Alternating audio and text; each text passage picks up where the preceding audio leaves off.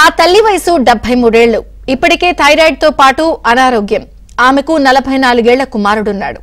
అతనికి 23 ఏళ్లుగా కండరాలు చచ్చుబడిపోయి కాళ్లు చేతులు పనిచేయక పూర్తిగా మంచం పడితే పొద్దున ముఖం కడిగించడం మొదలు కాలకృత్యాలకు తీసుకెళ్లడం, స్నానం చేయించడం, అన్నం తినిపించడం, రాత్రి నిద్రపుచ్చేంత వరకు అన్ని అతడికి ఆ తల్లే చేస్తోంది. నయం కాని జబ్బు, మందులు లేని వ్యాధితో నరకయాతన అనుభవిస్తున్న ఆ వ్యక్తి చివరికి కఠిన నిర్ణయం తీసుకున్నాడు. తన తల్లికి భారం కాకూడదని కారుణ్య మరణానికి సిద్ధపడిన తీరుపై ఏబిఎన్ స్పాట్లైట్.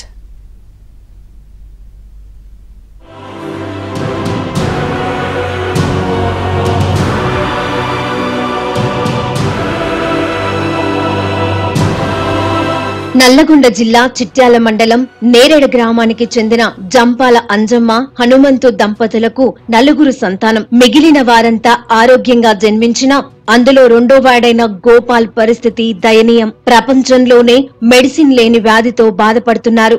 లక్షల్లో ఒకరికి వచ్చే ఆ ప్రాణాంతకమైన వ్యాధి అతడి జీవితాన్ని బలి చేసింది. నాగార్జున సాగర్ గురుకులంలో 10వ తరగతి వరకు మొదటి ర్యాంకులో ఉత్తీర్ణతను సాధించాడు. ఇంటర్ వరకు చదువులో చురుగ్గా ఉంటూ మంచి మార్కులను పొందాడు. ఐటీఐ చేసిన గోపాల్ కు ఆర్టీసీలో వెల్డర్ ఉద్యోగం వచ్చింది. అక్కడ ఫిజికల్ టెస్టులో కూర్చుని లేవడంలో ఇబ్బంది పడుతున్న గోపాల్ ను గమనించిన ఆర్టీసీ సిబ్బంది వైద్య పరీక్షల కోసం పంపారు. ముంబైకి పంపిన రిపోర్ట్స్ లో భయంకరమైన వ్యాధి ఉన్నట్టు నిర్ధారణ అయ్యింది. మస్క్యులర్ డిస్ట్రఫీ అంటే కండరాల క్షీణతతో ఏ మాత్రం నయం కాని జబ్బుతో మంచానికే పరిమితమయ్యాడు. 19వ ఏట అతడు వ్యాధి బారిన పడినప్పటి నుంచి శరీరంలో ఉన్న కండరాలన్నీ చచ్చుబడిపోయాయి. కుమారుడికి నయమవుతోందన్న ఆశతో తల్లి అంజమ్మ, తండ్రి హనుమంతు ఊర్లో ఉన్న 3 గుంటల భూమిని విక్రయించారు. అప్పులు చేసి ఎన్నో ఆసుపత్రులు తిరిగినా, ప్రభుత్వాలు మారినా, ఎంతో మంది మంత్రులు, ప్రజాప్రతినిధులు, కలెక్టర్లను కలిసినా ప్రయోజనం లేకుండా పోయింది. అందరినీ వేడుకున్న వినతి పత్రాలు మాత్రమే గుర్తుగా మిగిలాయి. ఒక పని ఆయనకు దానం చేయించాలి, అన్నం తినిపించాలి, దొడ్డికి తీయాలి, మూత్రం తీయాలి, పక్కకు వదిలేయాలి, ఇటు పక్కకు అటు పక్కకు వదిలేయాలి. 44 ఏళ్ళ కొడుకు, నేను 72 ఏళ్ళ మనిషిని సార్. నేను ఇంత ఉన్నంగా అమ్ముకొని కూడా 10-14 లక్షలు పెట్టిన. ఎక్కడ తిరిగినా కానీ, ఏ దవాఖాన తిరిగినా కానీ తక్కువ కాలేదు. ఇప్పుడు కూడా నాకు ఆర్థిక సాయం ఎవరన్నా మానవత ఉన్నోళ్ళు ఇంత చేయాలనుకుంటున్నాను. నా కొడుకు నాకు నాకు గూడు కూడా లేదు నాన్న. నేను ఇంత గవర్నమెంట్ ఏమన్నా నాకు గూడు కూడా హెల్ప్ చేయాలనుకుంటున్నాను. తిరిగి నేను ఇప్పుడు కార్మి హాస్పిటల్ నా భర్త చచ్చిపోయింది. ఆయనకు మస్తు డిస్ప్లేస్ అని ఉంది నాయన.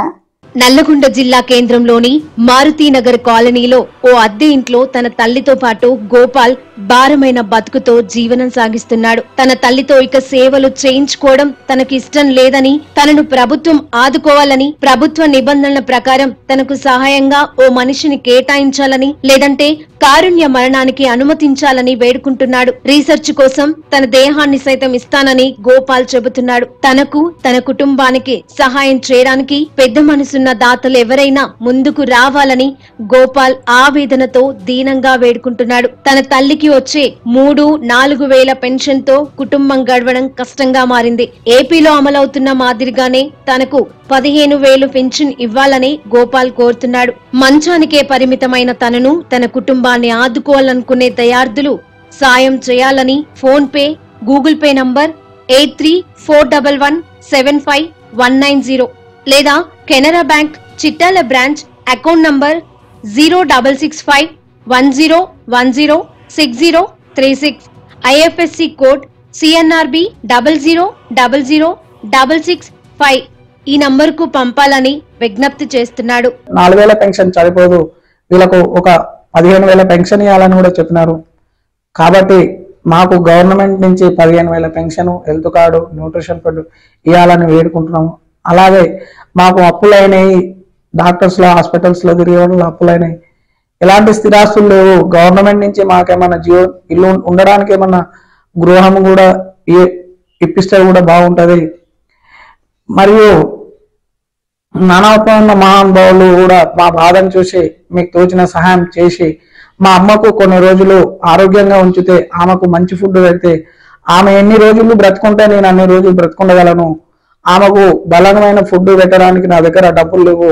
కాబట్టి మానవత్వం ఉన్న మహానుభావులు హెల్ప్ చేయాలని వేడుకుంటున్నాను.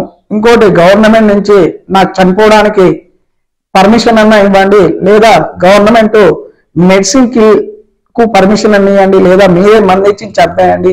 ఈ నరక వేదన మేము అనుభవించలేము సార్, ప్లీజ్. ఇలాంటి వ్యాధితో బాధపడేవారు తెలంగాణలో 6,000 మంది ఉన్నారు. వీరికి అసోసియేషన్ సైతం ఏర్పాటైంది. లక్షల్లో ఒకరికి వచ్చే ఈ వ్యాధిని పోలిన వ్యాధి పలువురు వీఐపీలకు కూడా ఉందని గోపాల్ చెబుతున్నాడు.